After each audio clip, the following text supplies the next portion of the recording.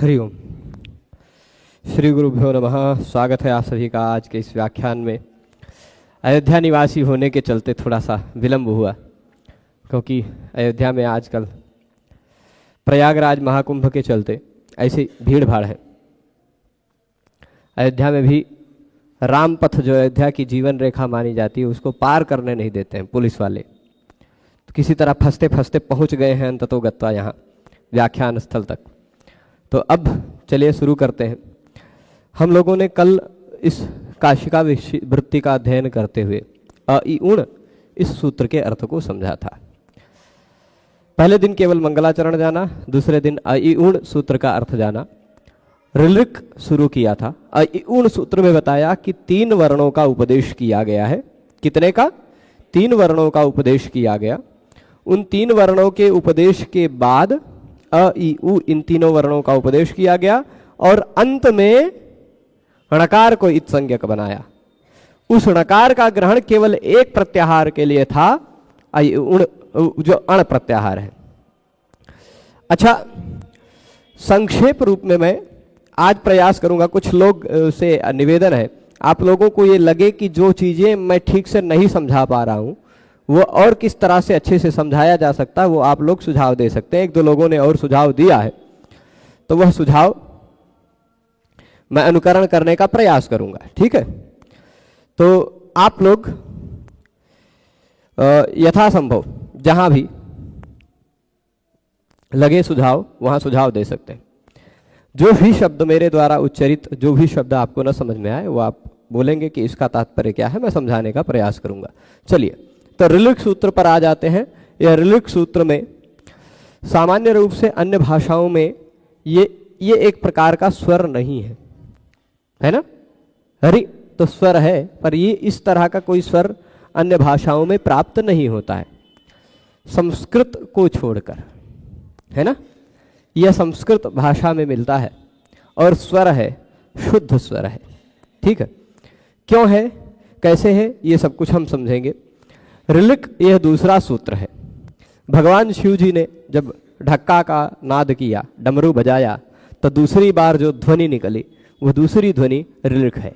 ठीक है, इसमें इसका अर्थ बताते हुए काशिका व्याख्याकार कहते हैं, देखिएगा, ऋ और लि अंतिम वर्ण जो होता है ना, किसी भी 14 सूत्रों को हम पढ़ेंगे, 14 सूत्रों में जो अंतिम अक्षर होते हैं उनको कहा जाता है इत। क्या कहा जाता है?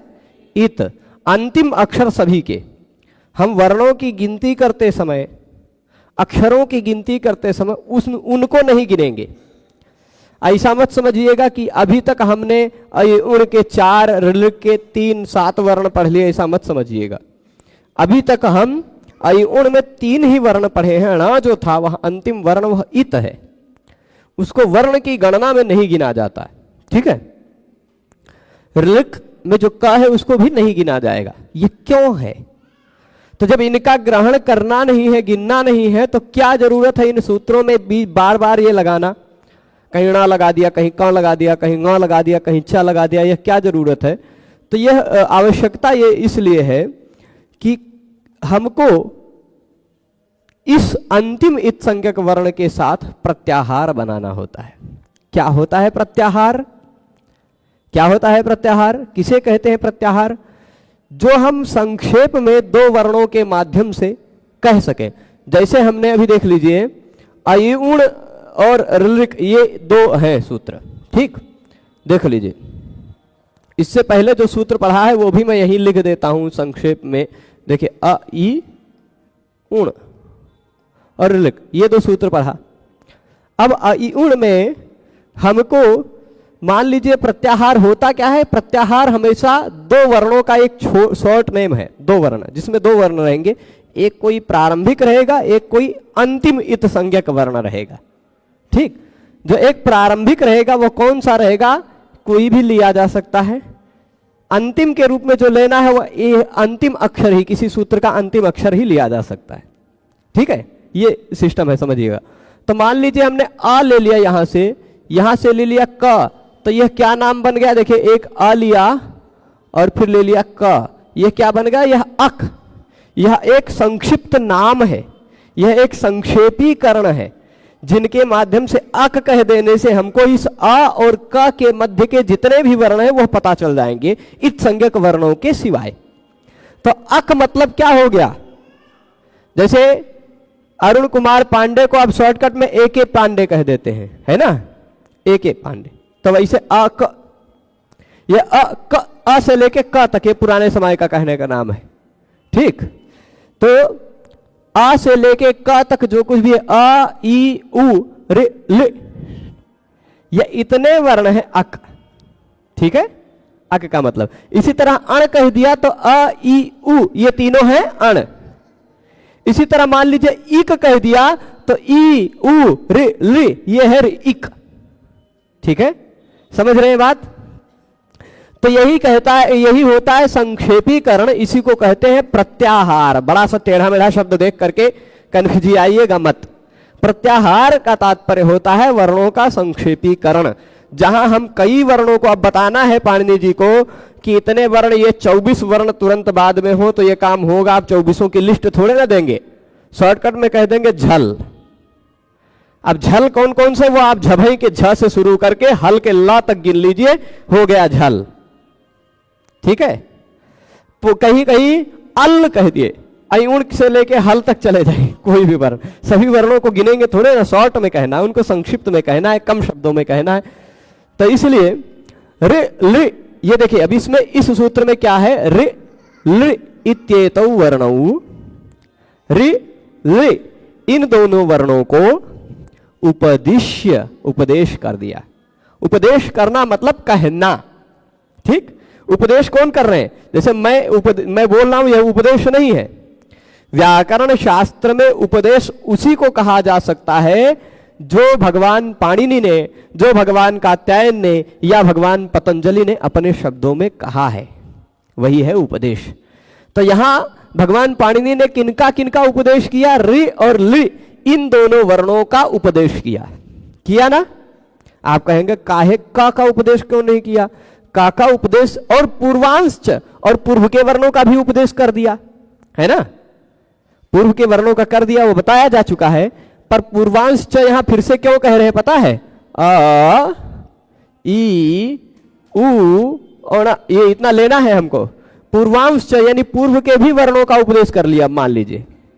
और अंते, इन सबके अंत में ककारम इतम करोति। ककारम, ककार क्या है? ये रहा ककार। ककारम, किसी भी वर्ण के बाद पार, ये कार प्रत्यय लग जाता है। वर्णात् कारः प्रत्यय है। अब आपको अकार, इकार, उकार, ककार ये सब बताते रहेंगे, शायद न समझे आप, तो मैं बता देता हूं। किसी भी वर्ण के बाद कार प्रत्यय लगता है। अब ये वाली कार नहीं है जिससे हम चलते हैं, है ना। वैसी कार होती तो हमारे पास अब तक 50-60 कार तो अभी यही तुरंत बना लेते, है ना। तो अब ये जो कार प्रत्यय लगता है वह एक सूत्र है वर्णात् कारः। सूत्र क्या है? वर्णात् कारः। वर्ण से स्वार्थ में उस वर्ण के सूचक में कार प्रत्यय लगता है। यदि लग गए अकार, मतलब उसका मतलब क्या होता है? आ। इकार, उसका मतलब क्या होता है? ई। उकार मतलब उ। ऋकार रि। ककार क। ठीक। पर सब जगह कार नहीं होता है। र पर कार नहीं लगा सकते। रा दिफा, र के बाद इफ प्रत्यय लग जाता है, इसलिए हम उसको र कार नहीं कहते, रेफ कहते हैं। रेफ, ठीक है। तो रेफ और अकार, इकार, उकार, ऋकार, लकार, उकार जो कुछ भी करना चाहे वो सब सारे कार बना लीजिए आप, ठीक है। तो अंते ककारम यानी क को इतम करोति, इत संज्ञक है, इत है, ये मैंने कल भी बताया था। अच्छा, बहुत सारे लोग बार बार प्रश्न करते हैं कि कौन सा पुस्तक लेना है। मैं आपको बता दूं, शुरुआत में भी बोल दे रहा हूं, अंत में भी बोल दूंगा कि जो पुस्तक लेना है आपको इसको पढ़ने के लिए, वैसे यदि आप नियमित रूप से क्रमशः शब्दशः यही आंख गड़ाकर देखते हैं तो संभवतः आपको विषय समझ में आएगा ही पूरा। पर यदि आपकी यही अपेक्षा है कि हमारे पास पुस्तक भी हो, तो ये आग्रह रहेगा कि पुस्तक कभी ऐसा ना हो जाए कि आप घर पे बैठ के देख रहे हैं और पुस्तक पलटने लग गए, उतने में मैं जो कुछ बोला वो हट गया। तो जब तक मैं पढ़ा रहा हूं तब तक इस पर ध्यान रखें। उसके बाद अपने स्वाध्याय के लिए पुस्तक से समझने के लिए आप काशिका वृत्ति ईश्वर चंद्र जी की व्याख्या अच्छी है वो ले सकते हैं। उसकी पीडीएफ मैंने इस वीडियो के डिस्क्रिप्शन में डाल रखी है, ठीक है, अंत में देख लीजिएगा। यदि नहीं मिलेगा तो इस वीडियो का डिस्क्रिप्शन में क्लास समाप्त होने के बाद मिल जाएगा। टेलीग्राम चैनल पर भी डाल रखा है, सरल संस्कृत व्याकरण.com नाम की वेबसाइट पर भी सब कुछ डाल रखा है, सारा चीज उसका पीडीएफ, ये जो नोट, ये जो पीपीटी बनी हुई है इसका भी पीडीएफ सब जगह मिल जाएगा, ठीक है। तो ये बार बार प्रश्न ना हो, उसके बाद भी बहुत सारे लोग पूछते रहते हैं। तो अब कह रहे अंते ककारम इतम करोति, क को इत क्यों कर रहे हैं? इत क्या है? इत वो होता है जिसको हम लोग गिनते नहीं हैं वर्ण के रूप में, पर बहुत प्रयोजन के लिए होते हैं, बहुत कार्य सिद्धि के लिए होते हैं। क्या क्या कार्य करेंगे ये लोग? इत एक संज्ञा है। इत संज्ञा क्या होती है? इत एक नाम होता है। जैसे किसी के घर में बेटा पैदा होता है तो उसका कुछ नाम रख लेते हैं, पुत्र जन्म होने के बाद इसका नाम चिंटू, मिंटू, पिंटू ऐसे कुछ नाम रख देते हैं ना। तो ये सब पाणिनि जी के कुछ है, तो पाणिनि जी ने भी इनका नाम रख दिया इत। इत किसको कहा जाएगा? किसी भी सूत्र में, किसी भी धातु में, किसी भी जगह पर अंतिम वर्ण यदि हलंत व्यंजन आता हो तो उसको इत कहा जाता है। तो ये अंतिम वर्ण हलंत व्यंजन आ रहा है, इसको इत कहा जाएगा। ऐसा पाणिनि जी आगे परिभाषा में बताएंगे, पर समझ लीजिए एक नाम रख दिया, ठीक का? जो अंतिम वर्ण आएंगे उसका क्या नाम है? इत। इत नाम याद रखिएगा। ये इतम जो उसी का द्वितीय विभक्ति का रूप लिखा इत मूलतः है, ठीक, इत कहा जाता है इसको। तो अंते ककार को इत संज्ञक के रूप में कर रहे हैं, वर्णित कर रहे हैं भगवान पाणिनि जी। किस लिए? फिर वही बताएंगे प्रत्याहारार्थम। ये सभी सूत्रों में बताएंगे इत संज्ञक के वर्ण क्यों लिख रहे हैं, क को क्यों लिख रहे हैं, ये क यह क्यों रखा। जब वर्ण दो ही गिनने हैं, रि और ली, तो फिर क क्यों रखा? तो कह रहे का जो है यह प्रत्याहारार्थम है, प्रत्याहार के लिए है। अच्छा जी, ये प्रत्याहार के लिए है तो कौन कौन सा प्रत्याहार बताता है, बनाता है? ये तो बताइए कौन कौन से प्रत्याहार इस का से बनते हैं। तो कहते हैं तस्य ग्रहणम, इस ककार का ग्रहण 3 प्रत्याहारों में होता है। कौन कौन से? भवति त्रिभिः, इस का ग्रहण 3 प्रत्याहारों में होता है। अच्छा, ऐसे बनाना चाहे तो आप अक, इक, उक, रिक भी बनाना चाहे बना सकते हैं, है ना। लेकिन पाणिनि जी ने, भगवान पाणिनि ने अपने सूत्रों में 3 का ही ग्रहण किया है। मन मर्जी तो आप 14 सूत्रों के अंतिम अक्षर से बनाना चाहें तो बहुत ही बना सकते हैं, लेकिन भगवान पाणिनि ने 42-43 प्रत्याहारों को ही अपने सूत्रों में कहा है, ठीक है। तो अब तक हम पहले सूत्र में अण प्रत्याहार पढ़े, दूसरे सूत्र में ऋलिक का 3 प्रत्याहारों से में ग्रहण होता है, 3 प्रत्याहारों से। इस का जो है ना, इस का ग्रहण कितने वर्णों के साथ हो सकता है? इससे पहले का मैं भी लिख दिया हूं। इस क का ग्रहण त्रिभिः, तस्य ग्रहणम भवति, उसका ग्रहण होता है, उसका ग्रहण होता है किसका? इस का जो प्रत्याहार के लिए रखा हुआ है का, इस का ग्रहण होता है। कितने के साथ ग्रहण होता है? तो त्रिभिः, 3 वर्णों के साथ इसका ग्रहण होता है। 3 वर्णों के साथ इसका ग्रहण होता है। किन 3 वर्णों के साथ? तो कह रहे हैं देखो, अकः सवर्णे दीर्घः, अकः सवर्णे दीर्घः। यहां इस सूत्र में भगवान पाणिनि जी ये 6.1.101 नंबर सूत्र लिखे हैं। इस सूत्र में आपको दिखाई पड़ेगा यह क है ना, वह किसके साथ लिखा? उसको अ के साथ। ये रहा क, इस अ के साथ जोड़ करके अक बना लिया, ठीक। तो अ के साथ उसका ग्रहण किया है ना, अकः सवर्णे दीर्घः इति अकारेण। अकः सवर्ण दीर्घा नाम का एक सूत्र है, वो 6ठा अध्याय पढ़ेंगे तब उसका अर्थ बताएंगे। पर सामान्य रूप से यदि आपने व्याकरण पढ़ रखा होगा, लघु कौमुदी इत्यादि, संधि इत्यादि, तो ये सूत्र का पाला पड़ा होगा इससे पहले आपको, है ना। ये सूत्र आपकी दृष्टि में अवश्य आया होगा। सामान्य रूप से जो 8वीं 10वीं हिंदी भी पढ़ते हैं, जो 8वीं 10वीं में कुछ संस्कृत लगाए रखते हैं, जिनके आधुनिक बोर्ड से भी, तो उनके भी पाठ्यक्रम में ये सूत्र आ जाता है, दीर्घ संधि आ ही जाती है, ठीक है। हालांकि इसके रहस्य को बहुत ज्यादा नहीं जानते हैं सब लोग, बहुत कुछ बातें नहीं जान पाते हैं, पर फिर भी है यह सूत्र।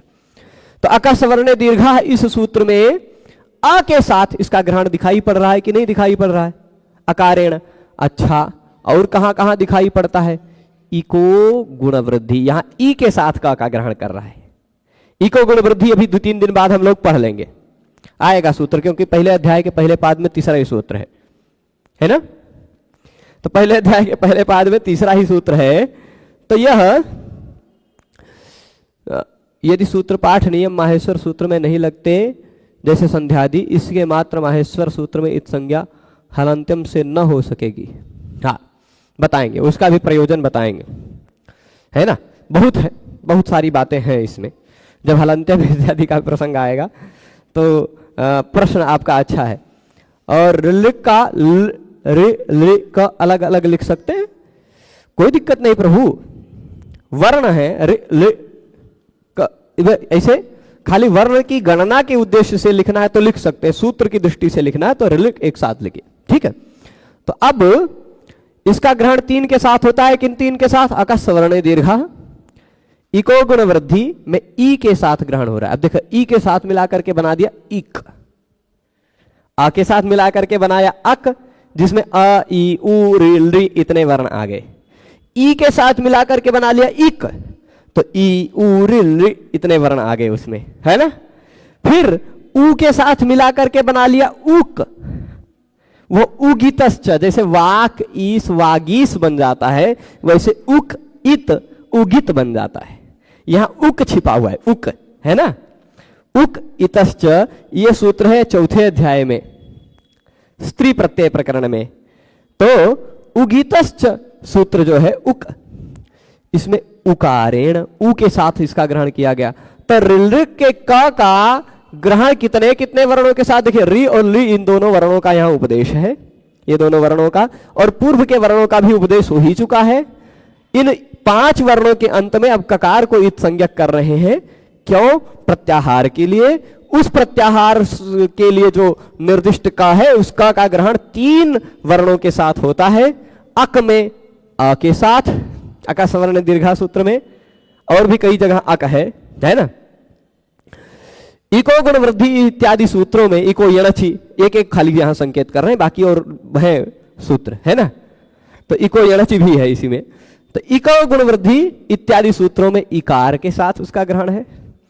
उगितश्च इत्यादि सूत्र में उकार के साथ उसका का ग्रहण है ना? उगितश्च में उ क दिखाई पड़ रहा है ना, का उ के साथ ग्रहण किया।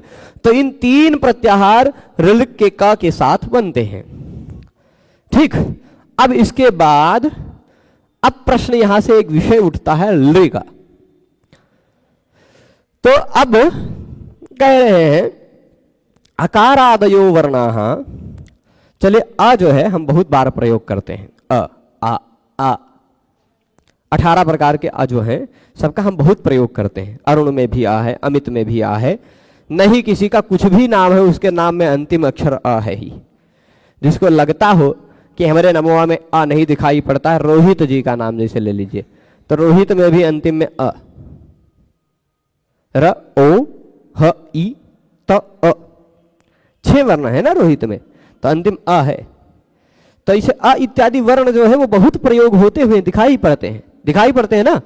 अ भी आपने देखा होगा, ई भी बहुत जगह देखा होगा, ई से इमली, उसे उल्लू इत्यादि भी पढ़ा ही होगा, है ना? तो जो कुछ भी बहुत प्रयोग मिलता है। अकारादयो वर्ण, अकार इत्यादि जो वर्ण है, अकार का मतलब क्या मैंने बताया है, अकार का मतलब अ, कार हटा लीजिए, जहां कहीं भी कार दिखाई पड़े ना, आजकल इतनी भीड़ भाड़ है कि कार घुसने को नहीं पाती है, तो वैसे ही व्याकरण में भी भीड़ है। कार मतलब उस कार को हटा के जो बचे वही वर्ण सूचक है। तो अकार में से कार हटाए मतलब अ। तो अकार आदयो वर्ण, अकार इत्यादि जो वर्ण है वो प्रचुर प्रयोग विषया, बहुत ज्यादा प्रयोग होता है। अच्छा बताइए, यहां कोई ऐसा व्यक्ति है जिसके नाम में अ ना हो? ऐसा कोई है? अपना अपना नाम में देख लीजिए, जिसके नाम में अ ना हो ऐसा कोई हाथ उठाइए। है कोई? कोई नहीं है? मैं जान रहा हूं, हमारी बिटिया है ना, उसके नाम में नहीं है अ, विदुषी। दूसर का नाम बोलेंगे तो उसमें है प्रसन्ना, आ है। पर ऐसा शायद ही कोई होगा जिसके नाम में अ ना हो, है ना। बहुत प्रचुर प्रयोग मिलता, मतलब ये तो हम छोटे से सैंपल को ले रहे हैं, इसी हॉल में 100 के आसपास जो लोग बैठे हैं उन्हीं सब में ही ये इतना पर्याप्त मिल जा रहा है अ का उदाहरण। तो पूरे संसार में कितना होगा। तो इसलिए कह रहे हैं अ इत्यादि जो वर्ण हैं उनका तो प्रचुर प्रयोग मिलता है, भरपूर प्रयोग मिलता है, कम नहीं, बहुत ज्यादा प्रयोग मिलता है। प्रचुर प्रयोग विषयाः, प्रचुर अत्यधिक प्रयोग के विषय हैं अ इत्यादि। अ का भी खूब प्रयोग मिलता है, ई का भी खूब प्रयोग मिलता है, उ का भी खूब प्रयोग मिलता है, री का भी खूब प्रयोग मिलता है। लेकिन होने के कारण, प्रचुर प्रयोग के विषय होने के कारण उनका सुज्ञान, उनका भली भांति ज्ञान, सुज्ञानम मतलब भली भांति ज्ञान, अच्छा ज्ञान, उपदेशे प्रयोजनम, ठीक, उनका जो सुज्ञान है उनका भली बहुत प्रयोग होता है, बहुत प्रयोग होता है ना अ इत्यादि का, तो उसका उपदेश करना आवश्यक है। यदि अ क्या है ये उपदेश न करते तो उतना सारा प्रयोग मिलता, वो प्रयोग कहां जाता, है ना। तो हरि इत्यादि शब्दों में अंतिम वर्ण के रूप में ई आता है, ई, वो ई का बहुत प्रयोग मिलता है। यदि ई का उपदेश न करते तो कैसे वो उन प्रकार के शब्दों का निरूपण कर पाते, है ना। तो हाँ, तो ई इत्यादि कैसे बना पाते, मतलब ई का उपदेश ना होता तो। इसी तरह उ का उपदेश ना होता तो भानु गुरु इत्यादि शब्दों में जो निहित उ है ना, उदय, ऐसे सारे शब्दों का वर्णन हम कैसे कर पाते। इसलिए उ का भी जरूरत है वर्णन करना। री ना होता तो ऋषि इत्यादि शब्दों का कैसे प्रयोग कर पाते हम लोग, है ना। परंतु ये बताओ कौन सा ऐसा शब्द है जिसके लिए लृ का वर्णन करना जरूरी पड़ गया। कोई ऐसा शब्द आपके ध्यान में आता है जिसमें लृ हो? आओ भैया, मुड़िया पे आके कबूतर बैठ रहा है हमारे ऊपर। हाँ, तो अब लृ जो है वह, लृ जो है ना वह कहां पर मिलता है, लकारस्तु क्लिपिस्थ एव प्रयुज्यते। लृ को क्यों वर्णन किया? ऐसा भी नहीं है कि लृ का प्रयोग न करते, लृ का यहां ऋलिक सूत्र में ग्रहण न करते तो कोई शब्द बनने में दिक्कत आ जाती, ऐसा तो है नहीं। कह रहे हैं लृकार तो केवल क्लिप धातु में ही दिखाई पड़ता है। क्लिप एक धातु है, ठीक, क्लिप एक धातु है, उस धातु में लृ दिखाई पड़ता है, ठीक है। क्लिप धातु में लृ दिखाई पड़ता है और क्लिप धातु में जो लृ दिखाई पड़ता है, देखिए यहां पूरी बात समझ गए होंगे कि भाई अ इत्यादि, यहां तक तो बात समझ गए हैं, उकार के साथ उसका 3 प्रत्याहारों में ग्रहण होता है। अब आगे बता रहे हैं कि अ इत्यादि जो वर्ण है वो बहुत ज्यादा प्रयोग के विषय है, इसलिए उनका सुज्ञान होना चाहिए, यही उपदेश के प्रति प्रयोजन है, इसलिए उनका उपदेश कर दिया, कोई दिक्कत नहीं, कोई आपत्ति नहीं। लेकिन जो इसमें ऋलिक में अंतिम वर्ण लृ लिखा है, उसकी क्या आवश्यकता, वो तो केवल क्लिप धातु में ही मिलता और कोई शब्द मिलता नहीं। ऐसा भी प्रश्न उठ रहा है, अभी समाधान देंगे, पहला प्रश्न उठाना, प्रश्न उठेगा तभी तो समाधान मिलेगा। तो कह ले ये जो लकार दिखाई पड़ता है तो केवल क्लिप एक धातु है, उसी धातु में ही प्रयुक्त होता है, केवल उसी धातु में मिलता है और कहीं मिलता नहीं, ऐसा भी कह रहे हैं। हालांकि मिलेगा, है बहुत मिलेगा, लेकिन अभी प्रश्न उठ रहा है खाली। और जो एक क्लिप धातु में जो लृ दिखाई पड़ता है वो तो पूर्वत्रा सिद्धम इति लत्वम असिद्धम, पूर्वत्रा सिद्धम इस सूत्र के कारण उसमें जो लृ दिखाई पड़ता है मूलतः क्या है, ऐसा है कृप, इस ऋ को ऐसा लृ हो जाता है, ठीक। तो ये कृपोरोला एक नियम है, कृपोरोला, देखिएगा नियम कहां पर मिलेगा, अष्टाध्यायी में, ठीक। वो तो ऐसा है कि अष्टाध्यायी में उस नियम को एक बार देख लीजिए, मुझे लगता है वो 8वें अध्याय में 8.2.1 के बाद ही कहीं मिलेगा, है ना। पर एक बार फिर से फिर भी आप लोगों को नंबर में चौथे अध्याय तक का होता तो तुरंत बता देता, पर वो 8वें अध्याय में मैं अब नंबर बता देता हूं। 8, 2, 18 ये उसका एड्रेस है, 8, 2, 18। ठीक है। 8वें अध्याय के दूसरे चरण में मैंने पहले ही व्याख्यान में थोड़ा सा संकेत किया था, पहले या दूसरे में कहीं, कि अष्टाध्यायी को हम 2 भागों में बांट सकते हैं। 2 भागों में बांट सकते हैं ना पूरे पाणिनि जी के व्याकरण को, ये हमने पहले प्रारंभ में बताया। वो 2 भाग कौन कौन से हो सकते हैं उसके? एक 7.25 अध्याय यानी 29 पाद, और एक कितना? एक 7.25 अध्याय वाला हिस्सा और एक 3 पाद वाला हिस्सा, अंतिम अध्याय के 3 पाद।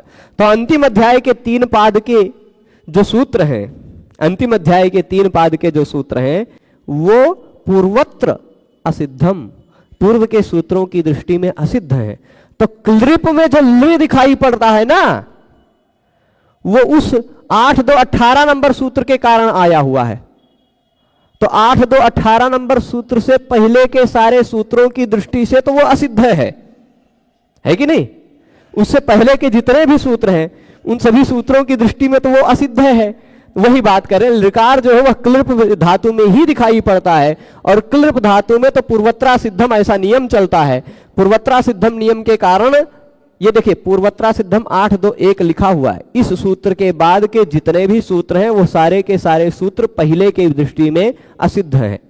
उन सूत्रों के द्वारा जो काम होगा वो पहले सूत्रों को नहीं पता चलेगा। तो इस सूत्र के बाद के जो भी सूत्र हैं वो सूत्र जो कुछ भी कार्य करेंगे वो पहले को पता ही नहीं चलेगा। तो बाद वे क्लृप में जो लृ आ गया है वो तो पहले वालों को पता ही नहीं है, पहले के सूत्रों को पता ही नहीं है ना? ये बात समझ रहे? तो इसलिए इति लत्वम असिद्धम, इसलिए उसमें जो लृक ल हुआ, लत हुआ, वो तो असिद्ध है। और तस्य असिद्धत्वात्, क्योंकि लृ जो है वह असिद्ध है, तो लृ हो गया है वह तो असिद्ध है ना? वो तो और इको यणचि सूत्र को नहीं पता चल पाएगा कि वहां लृ हो गया है।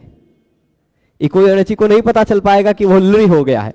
खाली मतलब यह है कि लृ को यहां हटाना चाह रहे हैं, सो खाली ये बताना चाह रहे हैं कि लृ की जरूरतें नहीं है, ये अभी बताना चाह रहे हैं। पर जरूरत क्या है, आवश्यकता क्या है उसकी, वो बताया जाएगा। अभी खाली लृ के ऊपर प्रश्न उठ रहा है, प्रश्न चिन्ह खड़ा किया जा रहा है कि लृ जी तू कहां आ गए इसमें। ये सारे अ, ई, उ, ऋ ये सारे तो वीआईपी हैं, बहुत प्रयोग होता है इनका, लेकिन तुम तो खाली क्लृप धातु में दिखाई पड़ते हो।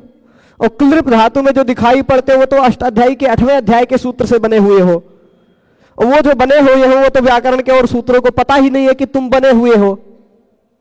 तुम तो री के जगह पे आए हुए हो, री के जगह पे लृ आया है ना।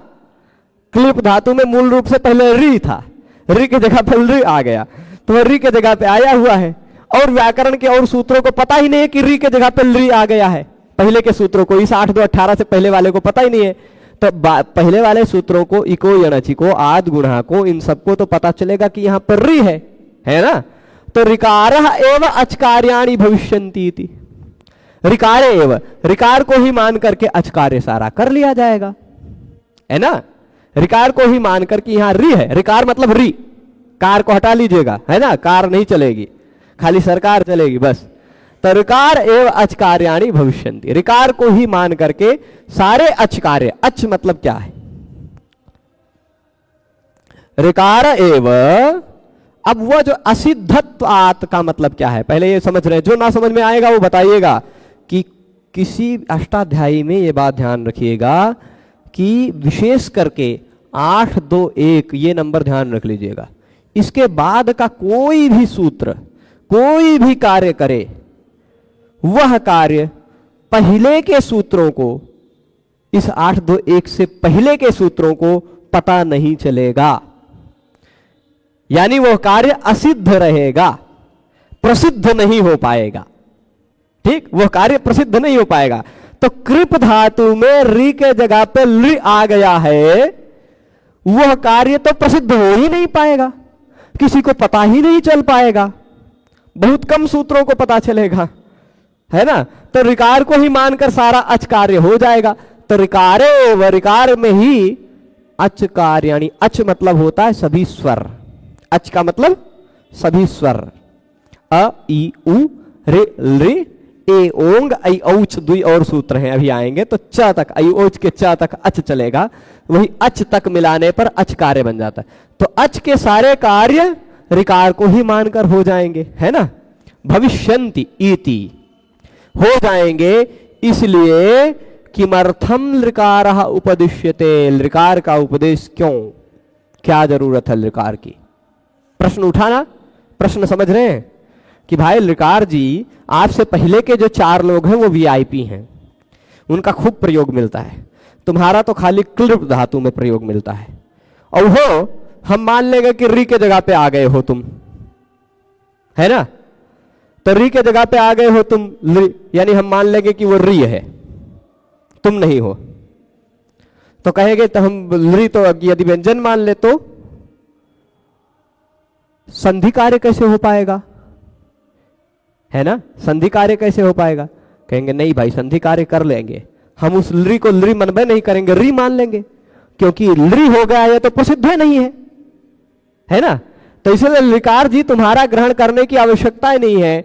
लत्व विधानाद्यानि पराण्य च कार्याणि तानि लृकारे यथा स्युरिति। अब लत्व विधान इत्यादि जो पर कार्य हैं, पराणि अच कार्याणि, लत्व विधान इत्यादि बहुत सारे कार्य हैं, है ना। कौन कौन से कार्य हैं, वो कौन कौन से कार्य हैं वो यहां आएगा, लिस्ट देंगे। लृ के बाद जो लृ हो गया, उस लृ के और भी बहुत सारे काम हो सकते हैं। लत्व विधान, लृ के जगह पे ल हो जाता है ना, ये कोई अणची से, लृ के जगह पे ल हो जाता है। हम संधि जब पढ़ेंगे तो हम ऐसा पढ़ेंगे कि लृ आकृति, ऐसा पढ़ेंगे कि यहां लृ के जगह पे ल हो गया, ये लत्व कहलाता है। इसको क्या कहा जाता है, लत्व। ये काम कब हो पाएगा, जब इसको इक मानेंगे, जब इसको स्वर मानेंगे, तभी तो हो पाएगा। तो लत्व विधान इत्यादि बहुत सारे ऐसे कार्य हैं। पराणि अच कार्याणि, पराणि और भी कुछ परे, कुछ और कार्य हैं। अच कार्य मतलब स्वर वर्ण के स्थान पर होने वाले कार्य अच कार्य कहलाते हैं। अच कार्य का मतलब क्या है, अच मतलब स्वर, कार्य मतलब कार्य, स्वर के स्थान पर जो कार्य होता है वह अच कार्य कहलाता है। तो बहुत सारे ऐसे अच कार्य हैं, वो सारे अच कार्य लृकारे यथा स्युः, लृकार में भी हो जाएं, क्योंकि लृकार यदि लृकार को हम ऋलिक में ग्रहण नहीं करेंगे, यदि हम ऋलिक में लृकार ग्रहण नहीं करेंगे तो क्या दिक्कत आएगी, लृकार स्वर वर्ण नहीं हो पाएगा, लृकार इक नहीं हो पाएगा, इको यणचि नहीं हो पाएगा। जब लृकार इक नहीं हो पाएगा तो यण संधि के नियम नहीं लग पाएंगे, उसको स्वर नहीं माना जाएगा, है ना। ये सारी समस्याएं आएंगी। तो स्वर मान करके स्वर के कारण जो कार्य हो सकते हैं वो सारे कार्य लृकार को भी रहने पर हो, इसलिए लृकार को यहां ग्रहण किया गया। तो संस्कृत में लृकार भी एक स्वर है, ऐसा ध्यान रखिएगा। जो कार्य स्वर में हो सकते हैं वो सारे कार्य लृ में भी हो सकते हैं, ये बात विशिष्ट ध्यान रखिएगा, ठीक है। यद्यपि इसका प्रयोग बहुत कम है, पर विशिष्ट लोगों का प्रयोग बहुत कम ही होता है ना। तो कौन कौन से वो कार्य हैं भाई, कानि पुनस्तानि, प्रश्न पूछ रहे हैं कि जो पर अच कार्य आप कहना चाह रहे हैं वो कौन से ऐसे कार्य हैं जिस कार्य को करने के लिए आप लृ को यहां रख दिए, कौन से ऐसे कार्य हैं। तो वो कार्य की लिस्ट दे रहे हैं। कार्य कौन कौन से, कानि पुनस्तानि ये प्रश्न किया, तो वो कार्य कौन कौन से, उसका 3 कार्य बता रहे हैं। कह रहे प्लुत, स्वरित और द्विर्वचन। प्लुत, स्वरित, द्विर्वचन।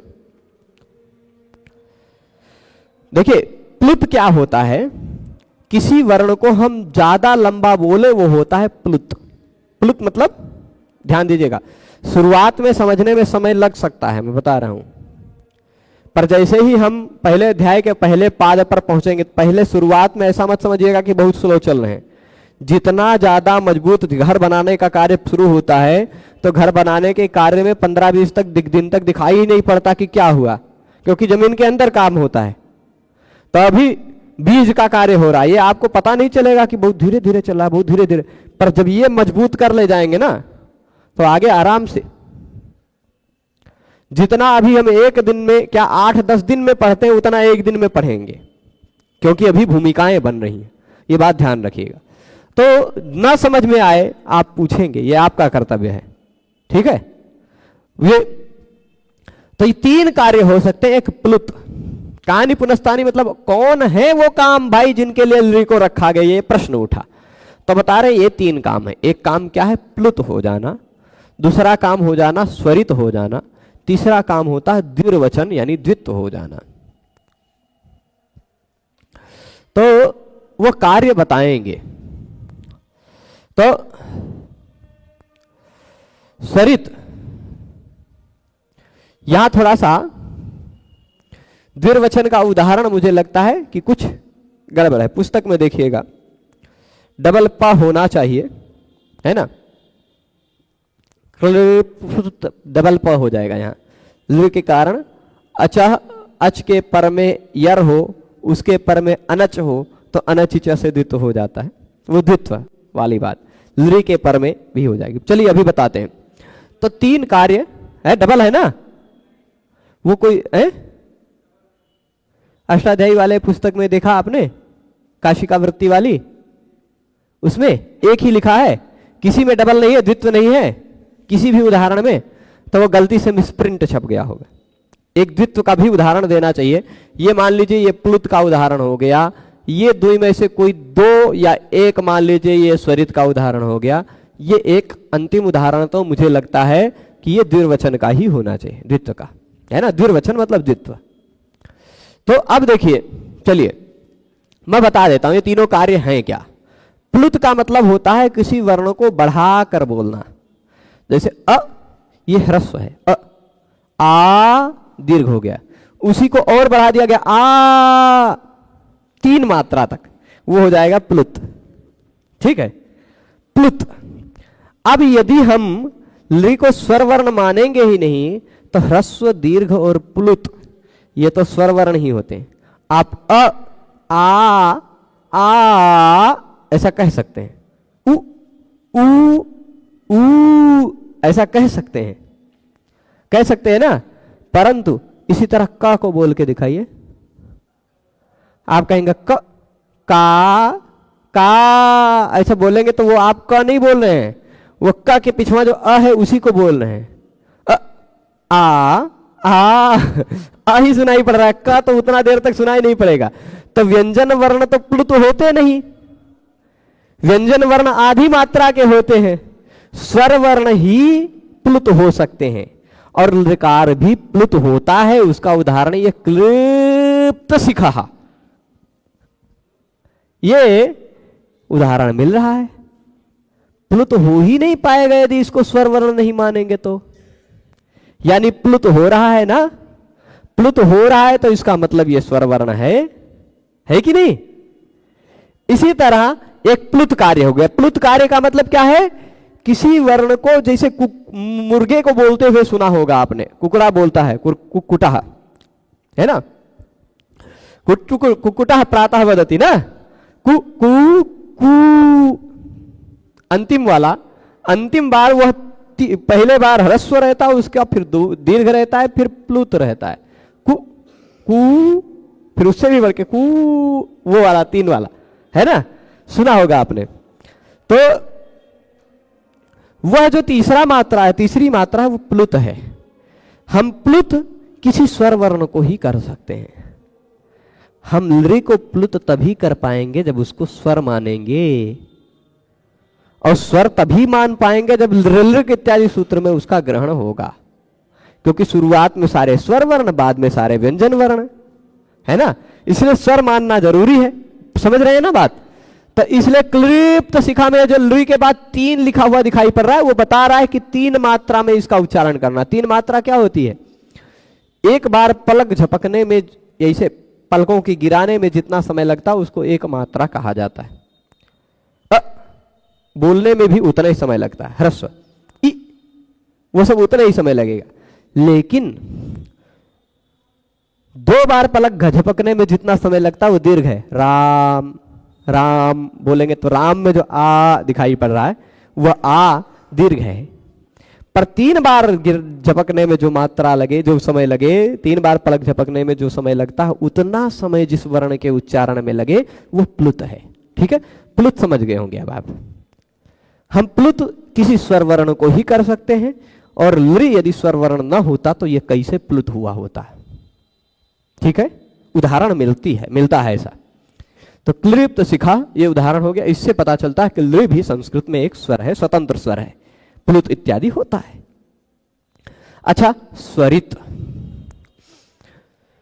स्वरित होता है ऐसे स्वर को कहते हैं, हम कुछ वर्णों को ऊंचे से उच्चारण करते हैं, कुछ का नीचे से उच्चारण करते हैं। आपने और कुछ नहीं देखा होगा तो वेद पाठ होते हुए देखा होगा।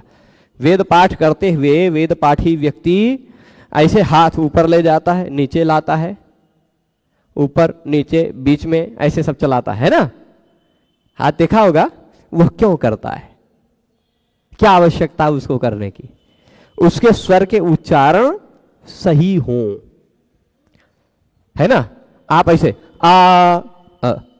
ऐसे बोलिए, दोनों अ में अंतर है, दोनों की ध्वनि में। आप शरीर को ऊंचे करके ऐसे शरीर के आयाम से यदि उच्चारण करते हैं, अलग स्वर होता है, ऐसे करके अलग स्वर होता है, ऐसे में सामान्य स्वर होता है, सम स्वर होता है। ठीक है, तो ये स्वर के 3 प्रकार होते हैं। जिनका ऊंचे से उच्चारण किया जाता है वह उदात्त, जिनका मध्य से होता है स्वरित, नीचे से होता है वह अनुदात्त। वेद में ये सारे विशेष प्रयोग में आते हैं, लोक में बहुत ज्यादा नहीं। लोक में पाणिनीय व्याकरण में कुछ कुछ हिस्सों में दिखाई पड़ेंगे, पर अन्य हम लोग समझ नहीं पाते। आजकल उस तरह से स्वर ड्रेसिंग किए हुए टेक्स्ट नहीं मिलते। यहाँ जैसे ऐसे इसको लगाया जा सकता था, ये क्लिप्त, ये ऊपर स्वरित का चिन्ह है। ऊपर खड़ी हुई जो एक रेखा होती है वैदिक मंत्रों में आपने देखी होगी, वो मान लीजिए वो स्वरित है। कभी वेद के टेक्स्ट पढ़े होंगे, यजुर्वेद इत्यादि के, तो नीचे ऐसी पड़ी हुई रेखा दिखाई पड़ जाती है, या ऊपर खड़ी हुई रेखा दिखाई पड़ जाती है।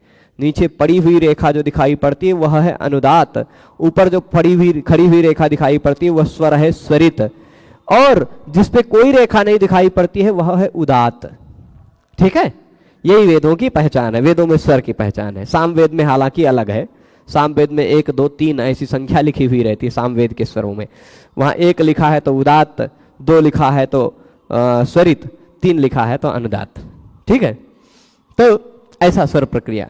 तो स्वरित का मतलब होता है, स्वरित भी हमेशा स्वर वर्ण होता है। स्वर ह्रस्व दीर्घ, ये कह रहे हैं उदात्तश्चानुदात्तश्च स्वरितश्च स्वरास्त्रयः, ये 3 स्वर हैं।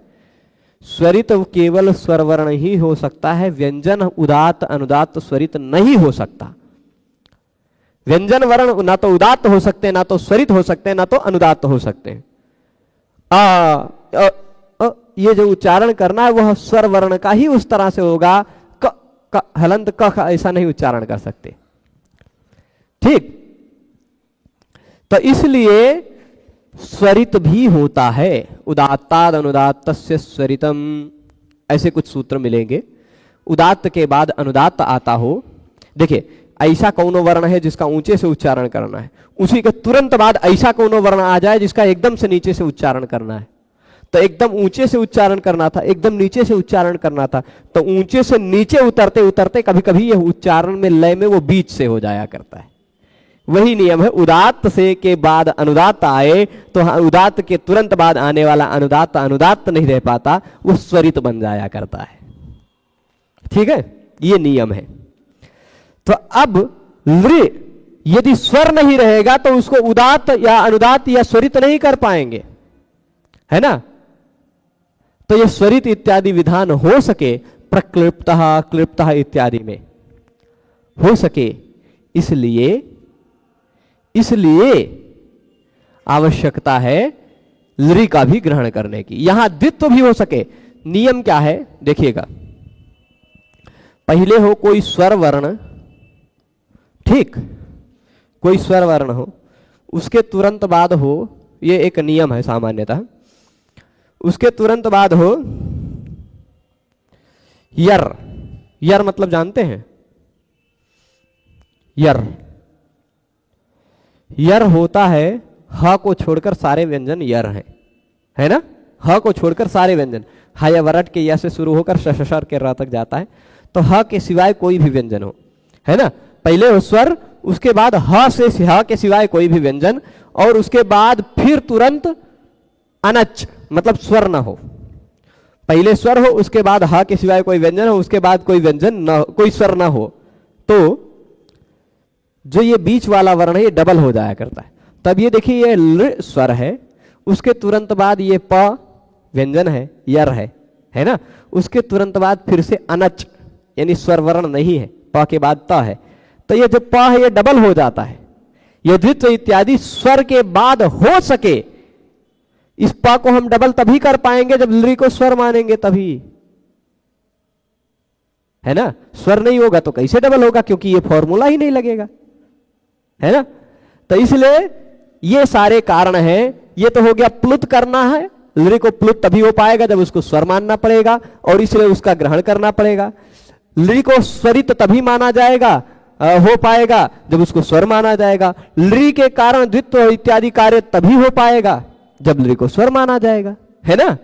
इसलिए अब उदाहरण तीनों का दे ही दिया, क्लिप्ता, प्रक्लिप्ता, क्लिप्त शिखा, प्रक्लिप्ता, क्लिप्ता, क्लिप्तमान, ये सारे हो जाएंगे, ठीक है। अब और भी प्रयोजन बता रहे हैं, और भी प्रयोजन बता रहे हैं, खाली मतलब वैसे सामान्य रूप से, वहां भी महाभाष्य में भी इसका कुछ संकेत किया गया है। अब इसका यहां तक ही पढ़ेंगे, इसके बाद जो ये व्याख्याएं हैं और भी व्याख्याएं हैं इसमें बातें, पर इसको कुछ समझ लेते हैं, थोड़ा सा देर लग जाए पर चलेगा। आज मजबूरी में, व्यवस्था में मुझे आने में, अयोध्या पहुंचने में देर हुई, भीड़ भाड़ ऐसी हो गई है आजकल। विद्यालय से लौटते समय पिछले 2 दिन तो छुट्टियां थी, पर आज विद्यालय था। रास्ते इतने रोक कर रखते हैं कि पुलिस वाले राम पथ को पार ही नहीं करने देते। राम पथ पर किसी तरह घुस भी जाइए आप तो पहले उधर एकदम वीणा चौक तक जाइए, फिर लौट के आइए उसी भीड़ में, फिर तब पहुंचिए। इस पार से उस पार नहीं होने देते हैं, ऐसा बैरिकेटिंग लगा रखे। क्या करें, भीड़ भाड़ में ऐसे फंसे रह गए हम। तो इसलिए भोजन भी नहीं हुआ आज, वैसे सीधे सुबह गए थे, शाम को यहीं आ गए सीधे। तो क्लिप्तवान ये तो पहुंच गए ना। चलिए अभी फिलहाल यहाँ यच्च अशक्तिजम असाधु शब्द स्वरूपम। चलिए मान लीजिए कोई एक व्यक्ति, गांव में आपने सुना होगा बड़े बूढ़े लोग बोलते बोलते कुछ गलत बोल जाते हैं शब्द, है ना, कम शब्द बोलते हैं। हमारे गांव में एक महिला थी, वो डॉक्टर नहीं बोलती, डागडर बोलती, डागडर, अस्पताल, इतना तो सुना ही होगा आपने, है ना। और एक उदाहरण मैं दिया करता हूं, ब्लड प्रेशर। वो ब्लड प्रेशर पहली बार सुनी थी, गांव की एक बुढ़िया थी, वो कही कि उनका ब्लड प्रेशरवा लो हो गया। अब ब्लड प्रेशरवा का है अब हम क्या जाने, है ना। लेकिन पहली बार जब सुने थे तो हम हंसे थे कि क्योंकि गांव के लोग जो होते हैं वह सुन करके शब्द को उस तरह अनुकरण करके नहीं बोल पाते हैं, तो कुछ कुछ अशुद्ध शब्द बोलते हैं। ये तो अंग्रेजी का उदाहरण दिया, संस्कृत में भी ऐसे बहुत सारे शब्द हैं जिनको सब लोग शुद्ध नहीं बोल पाते, है ना, बहुत सारे शब्द हैं तो शुद्ध नहीं बोल पाते। कौनो ऐसी कुमारी है, कोई ऐसी कुमारी है, वो ऋतक को बुला रही थी, है ना। किसको बुला रही थी? ऋतक को, ये बता रहे हैं। अब यच्च और एक कारण ये भी हो सकता है, लृकार का 3 कारण तो बता दिया है, प्लुत हो जाए, स्वरित हो जाए, द्वित्व हो जाए, लृ के कारण, इस कारण उसको स्वर होना चाहिए। और यच्च और भी, च मतलब और भी, एक और कार्य हो सकता है कि अशक्तिजम, कोई कोई ऐसा होता है जो बोलने में समर्थ नहीं हो पाता, अशक्ति है, शक्ति नहीं है उसमें, अशक्ति है। उस अशक्ति के कारण, मतलब बोलना था उसको ऋतक, ऐसा बोलना था, ऋतक, बोलिए भैया, ऋतक, ऋतक, उसको बोलना था क्या? ऋतक, लेकिन ऋतक नहीं बोल पा रही थी, जैसे डॉक्टर नहीं बोल पा रही थी, डागडर कह दी, वैसे ही, है ना। तो ऋतक नहीं बोल पा रही थी। कोई मान लीजिए कोई ऐसा है जो अशक्तिजम असाधु शब्द स्वरूपम, कुछ गलत बोल गई, साधु शब्द नहीं बोली, असाधु शब्द बोली। असाधु मतलब सही नहीं, गलत शब्द बोल गई। क्यों बोल गई? उसको शुद्ध बोलना नहीं आ पाया। आजकल भी, अभी भी, है ना, स्थूल बोलिए, स्थूल। बहुत सारे लोग अस्थूल कहेंगे, बहुत लोग स्थूल कहेंगे। क्यों? क्योंकि उनमें स्थूल बोलने की शक्ति नहीं है, तो अशक्ति है, अशक्ति, इसको कहते हैं अशक्ति। तो ऐसे भी बहुत सारे शब्द हैं, है ना। तो मैं स्कूल नहीं बोला क्योंकि अंग्रेजी शब्द है, स्कूल लोग कहते रहते हैं, स्कूल जाना है, स्कूल, है ना। उस स्कूल का है नहीं जाते हैं, जब स्कूल जाना है तो उस स्कूल भी जाया करिए, है ना। तो अब और भी क्या है, अशक्तिजम असाधु शब्द स्वरूपम, अशक्ति के कारण कोई व्यक्ति असाधु शब्द बोल देता। असाधु, साधु शब्द नहीं है। जैसे स्थूल बोलना था, उसको लिखा क्या है, स्थूल, है ना। बोलते क्या है, स्थूल बोलते हैं ना। लेकिन अब भाई यही मान लीजिए, यही स है, इसी के बाद कार होता तो अब यही पुरस्कार होता तो तब तो शुद्ध बोल रहे हैं पुरस्कार। अगवा आ का सहयोग मिल जाता है बोलने में, है ना, पुरस्कार। तब पूरा इस कार तो नहीं बोल रहे हैं, है ना, पूरा इस, लेकिन और कहीं बोलना हो तो गलत होता। तो अशक्तिजम, अशक्ति के कारण असाधु शब्द कोई बोल गया। अब कोई कोई गलत बोलता है, तो जैसे हम किसी का अनुकरण करके बता रहे हैं कि कोई स्कूल बोलता है, कोई उस स्कूल बोलता है, कोई स्थूल बोलता है, ऐसे हम बोलते हैं ना, जैसे हम बता रहे हैं, वैसे कोई व्यक्ति ने कि उसका अनुकरण कर लिया, है ना। जैसे भी हमारी बिटिया ही है, कुछ कुछ बोलते हैं हम, बोलते समय कुछ अगर मान लीजिए कि अब वो शुद्ध बोलना शुरू की है, थोड़ा थोड़ा वो बोलते समय उसके जीभ से तुतली बात कुछ निकल जाती है, तो अरे मैं ये तो ऐसा बोल दिया, फिर सुधार लेती है वो खुद से, है ना। तो वो परसों भी हंस रही थी, ऐसे ही करते हैं। तो क्या कहते हैं, उसका अनुकरण करना। तद अनुकरण से साधुत्वम इष्यते, उसके अनुकरण की भी साधुता मानी जा सकती। अनुकृत शब्द सही माने जा सकते। जैसे मान लीजिए आपने किसी एक महिला ने, मैं उदाहरण दे रहा था, स्थूल बोलने की जगह किसी एक महिला, क्या कहें, नहीं तो कुछ लोग स्त्रीवादी आ जाएंगे, कहेंगे आप स्त्रियों को ही आक्षेप कर रहे। किसी एक व्यक्ति ने मान लीजिए, है ना, स्थूल बोलना था, उसके जगह पे स्थूल बोला। क्या बोला, स्थूल। तो हम ऐसा कह सकते हैं ना कि अमुक व्यक्ति ने स्थूल बोला, हम ऐसा कह सकते हैं। अब हम ऐसा बता रहे हैं तो हम अशुद्ध बोल रहे हैं ऐसा नहीं कह सकते, हम तो सही बोल रहे हैं ना।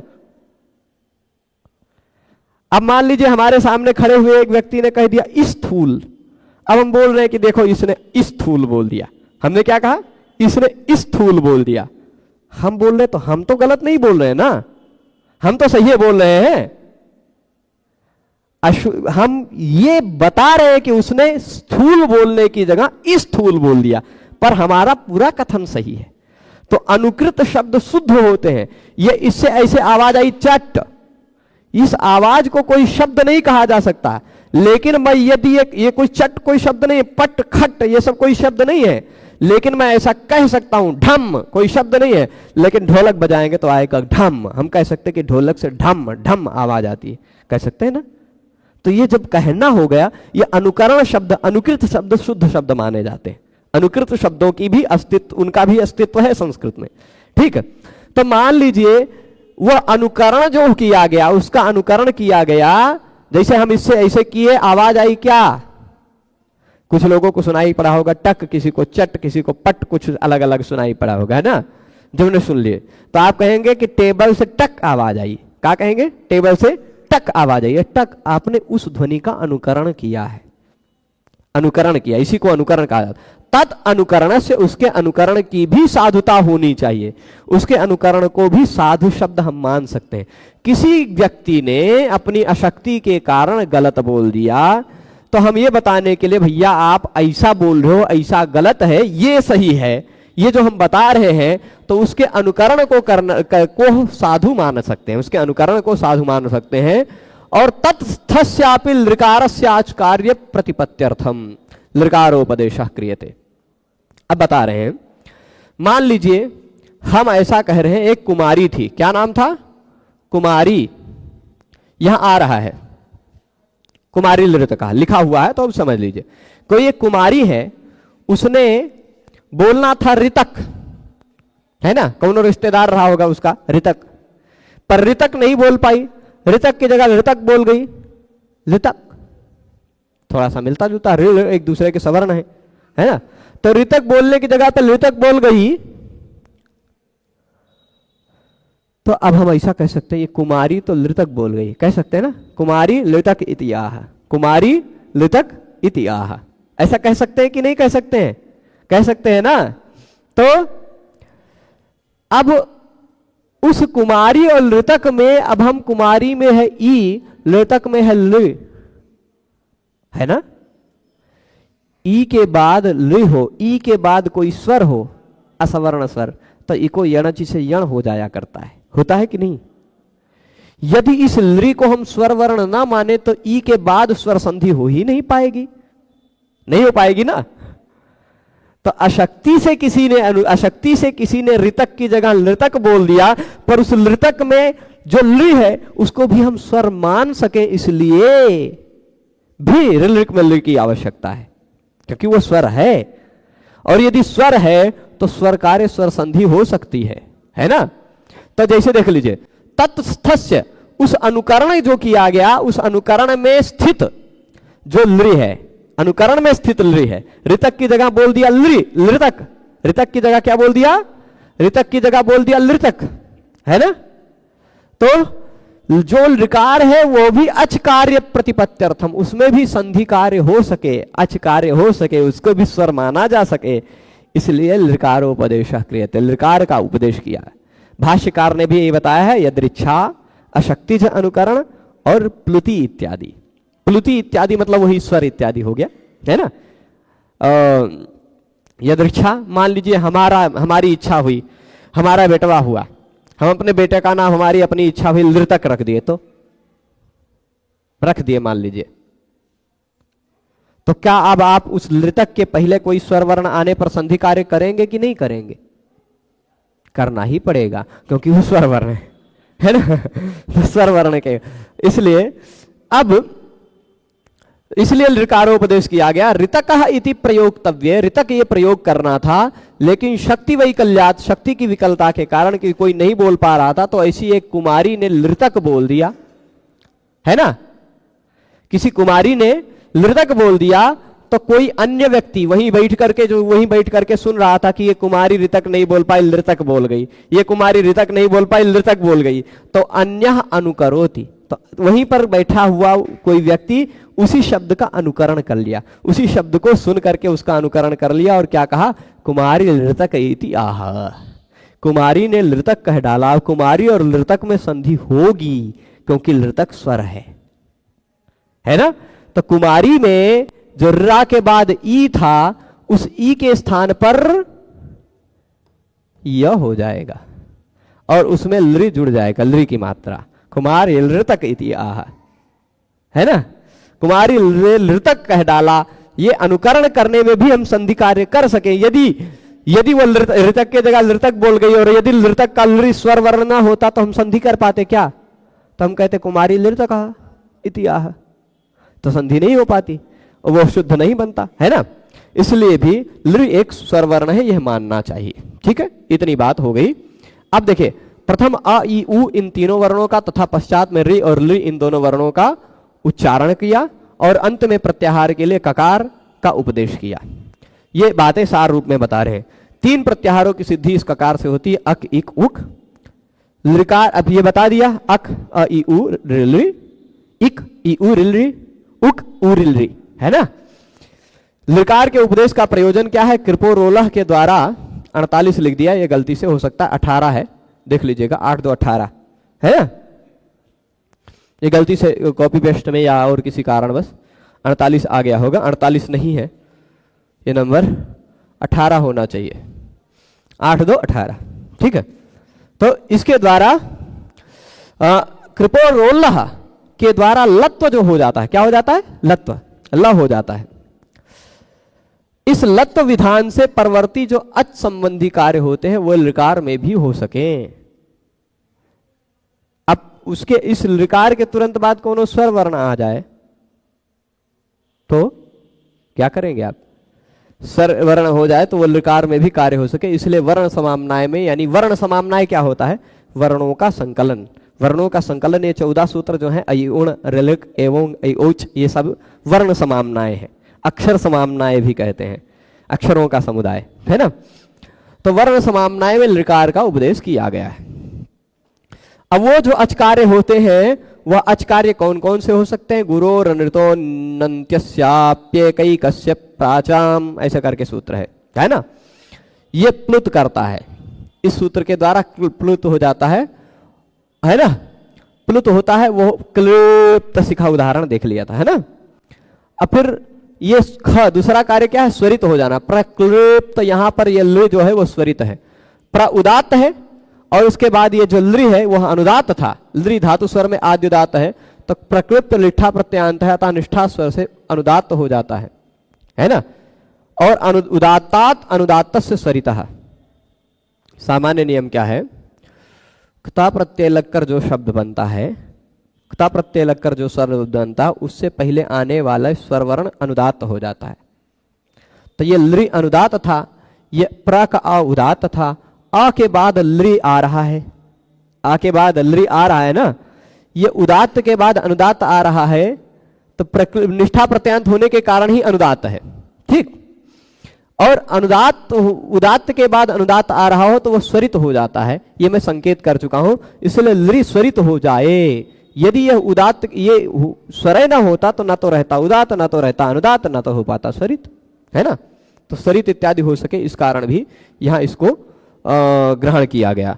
ये बात हो गई, स्वरित न हो पाता यदि इसको स्वर में ग्रहण न करते। अब प्रथम अ इ उ इन वर्णों का तथा पश्चात ऋ इन दो वर्णों के उच्चारण करके अंत में प्रत्याहार के लिए ये हो गया। ये बात फिर से दोबारा आ गई, दोबारा पेज आ गया है ना। प्लुत इत्यादि वो संभवतः वो कुछ बातें छूट गई हैं, कोई बात नहीं। तो कुछ बातें जो छूट गई हैं देख लूंगा, व्याख्या की, हिंदी की व्याख्या की ही कुछ बातें छूटी होंगी। मूल तो हमने ऋलिक सूत्र पढ़ लिया है।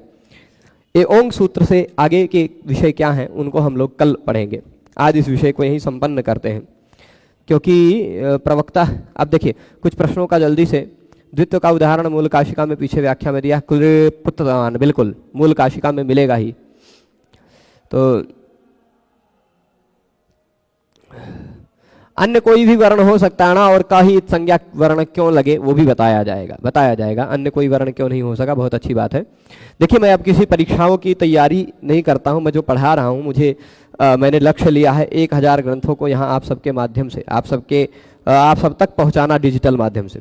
तो वह जो लक्ष्य है वो बहुत विशाल है, बहुत बड़ा है, और उसके लिए फिर मैं किसी परीक्षा की तैयारी के आधार पर पढ़ाऊं जिसको पढ़ाने वाले सैकड़ों लोग हैं। चौपट हो गया, जल्दी से चालू कीजिए। ये नहीं चालू हुआ था आज, इन्वर्टर नहीं टिपाया था, गया।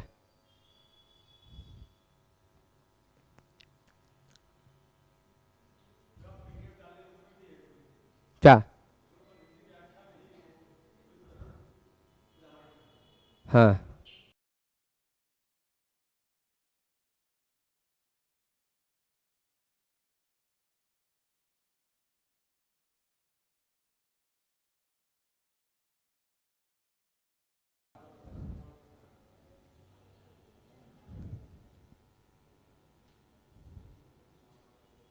हरिओम।